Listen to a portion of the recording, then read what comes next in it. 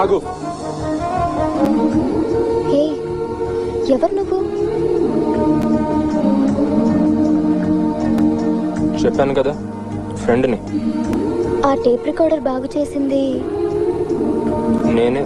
పాపాయమ్మకు మందులు ఇచ్చింది కూడా నువ్వేనా? అవును. ఎందుకు చేస్తున్నావు ఇదంతా? అడిగేది నిన్నే. ఎందుకు చేస్తున్నావు ఇదంతా? నువ్వంటే నాకు ఇష్టం కాబట్టి.